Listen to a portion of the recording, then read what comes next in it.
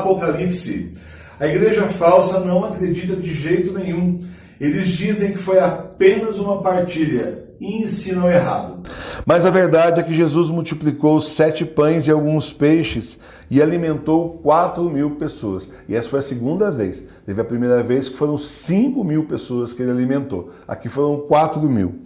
O que é totalmente impossível para qualquer um de nós, totalmente impossível segundo a lógica deste mundo, é totalmente possível para Deus. Porque nosso Deus é o Deus do impossível. Então, quando você faz a sua parte, quando você está precisando de uma graça, e você batalha, e sozinho você não consegue, você fala, não dá, é impossível para mim, já foi, eu cheguei no meu limite, passei o limite, não dá mais, não tem o que eu possa fazer. Aí você para um pouquinho, se lembra que o nosso Deus é o Deus do impossível. O que é impossível para nós, para Ele é altamente possível. E você reza com muita fé, pede ao Senhor e Ele vai te dar a graça que você precisa. Bom já começar a rezar antes, né? Em tudo que a gente for fazer, já pede antes para que o Senhor nos ajude, para que não chegue nesse ponto da gente ver que sozinho não deu, né? O Senhor se preocupa conosco, Ele vê as nossas dificuldades e tem compaixão. Mais ainda, o Senhor se antecipa ao que pode nos perder e nos ajuda. Vemos isso no Evangelho de hoje. Jesus se preocupa e diz aos discípulos, eles estão há 3 dias conosco. Se os despedirem em jejum para suas casas, eles virão a desfalecer no caminho. Quem ama, cuida. E porque o Senhor nos ama, Ele cuida de nós. O Senhor multiplica o nosso pouco, faz ser o bastante e ainda sobra. Porque o amor de Deus por nós não tem limites. Então Ele está sempre cuidando da gente, vendo nossa necessidade. Gente, vocês não têm ideia do tanto de graça que a gente recebe todo dia e não percebe. Às vezes a gente vai saber da graça que a gente recebeu daqui a 1 ano, 2 anos. Outras vezes não vai saber nunca. Só na hora da morte que o Senhor vai mostrar. Olha de quanta coisa te livrei, hein? Você reclamando lá que eu não estava te ajudando. Olha só quanta coisa te ajudei e você não percebeu. É assim que é a nossa vida. Muitas vezes a gente não vê e o Senhor está nos protegendo, está nos ajudando. Igual aconteceu aqui com Jesus, né? Ninguém estava pedindo comida para ele e ele se antecipou, ele viu a necessidade, viu o sofrimento que ia ser eles voltarem, viu o que ia acontecer, agiu antes que acontecesse, protegeu antes que acontecesse. E assim o Senhor alimenta nossa alma e nosso corpo.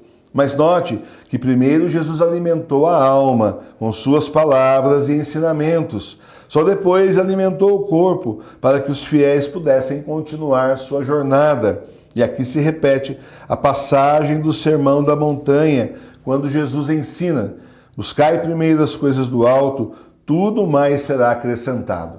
Aquelas pessoas não foram atrás de comida, não. Elas foram atrás de Jesus.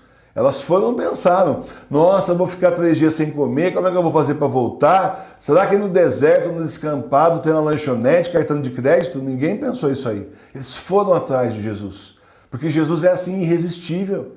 A gente tem que ir atrás dele, só ele é caminho, verdade e vida. E aí o Senhor, vendo que eles vieram daquela fé, escutaram, aprenderam, curou as pessoas também que precisavam, ele vai e provê aquilo que eles precisam para voltar, que é justamente o alimento, né? Foi assim com aquelas 4.000 pessoas que o seguiram persistentemente por 3 dias. A palavra é persistência. Quem persiste em seguir Jesus será cuidado por ele. O Senhor cuida daqueles que têm fé, que perseveram na fé, que acreditam nele. Então o Senhor multiplicou os pães e os peixes e os discípulos, note bem, eles distribuíram para as 4.000 pessoas. O Senhor fez o milagre, os discípulos distribuíram. Olha só que bonito, né? Naquele tempo foi assim. O Senhor foi, multiplicou pães e peixes e os discípulos foram distribuindo. Houve uma época, no começo da igreja, que haviam bispos e padres santos. Eles curavam os doentes, expulsavam demônios e faziam muitos outros sinais, exatamente como Jesus disse que os seus seguidores fariam. Esse é o começo da igreja. E eu não estou falando só da igreja original, que muitos depreciativamente falam a igreja primitiva, falam a igreja primitiva. Não é. Estou falando da igreja, inclusive, dos primeiros 400 anos, essa informação que eu estou trazendo. Eles realizavam tudo isso porque tinham fé, porque eram apóstolos de Jesus. Eles distribuíam as graças de Deus para as pessoas. Eles eram canais da graça de Deus. O Senhor os utilizava como instrumentos para distribuir a graça que as pessoas precisavam. Como isso pode acontecer hoje com a igreja falsa infestando a maioria dos templos? Isso não vai acontecer. É por isso que a gente não vê mais esses sinais, raramente. Muito difícil você ver. Porque são pessoas que invadiram a igreja e não têm fé, não são de Deus. Como podem fazer os sinais de Jesus se não são de Jesus? Como isso pode acontecer já que eles não têm fé e ainda tratam de tirar a sua fé, a fé de quem tem, daqueles que acreditam? Todos os domingos, aí pela internet, agora antes quando tinha missa, quanto eu não vi padre trabalhando, não para fortalecer a fé, mas para tirar a fé das pessoas. Né? Tem padres santos, graças a Deus, tem bispos santos, graças a Deus, são minoria. Né? Quanto não trabalhar? E devia trabalhar o contrário, devia trabalhar para fortalecer a fé, para ser canal de graça, como era a igreja logo no começo, no princípio dos tempos. Por isso, então, o Senhor hoje nos chama para distribuir sua palavra nesses tempos que são os últimos. Ele chama a nós, os leigos. Né? Cansado de chamar aí pelo clero, pelos religiosos e religiosas, agora está chamando os leigos. Nós, eu e vocês.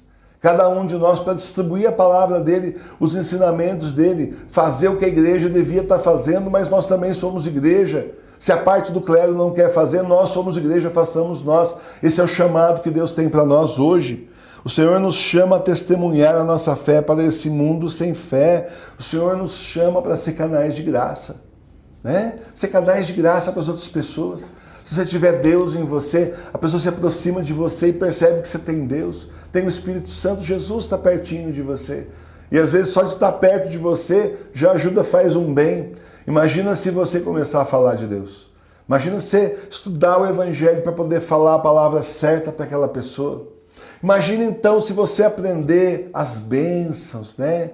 Aprender a abençoar a água, os objetos que nós leigos podemos. Tudo isso vai colaborando para que a pessoa se encontre com Deus, para aquela pessoa distante, perdendo a fé, falando, não, mas espera aí, vem cá, você também é igreja. Olha, nós somos o remanescente da Igreja Católica Apostólica Romana, mas Deus está conosco, Jesus está conosco. Foi Ele que nos chamou. E aí a gente vai dar aquele testemunho bonito nosso para as pessoas e passa a ser um canal de graça de Deus para elas também. O Senhor diz que quem tiver fé, muita fé, vai fazer os sinais que Ele fazia. Quem sabe a missão que Deus tem para cada um de nós? Aí é com Ele, né?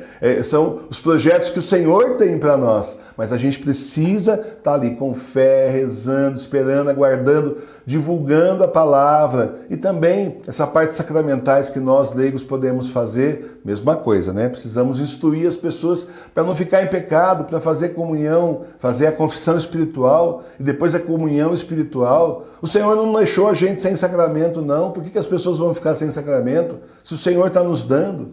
E você que sabe disso, explica isso para as pessoas, para que elas saibam e não fiquem sem Jesus. O Senhor está ali presente, mas não deixou o sacramento, não vai ninguém ficar sem sacramento. Vai ter o batismo, vai ter inclusive casamento. Estou preparando para vocês um vídeo explicando como que vocês podem ajudar as pessoas a se casarem. Porque dentro do direito canônico, gente, não faço nada aqui, não falo nada que a igreja de 2000 anos não ensinasse. Estou dentro da igreja de 2000 anos, porque nós somos a igreja de 2000 anos, eu e vocês.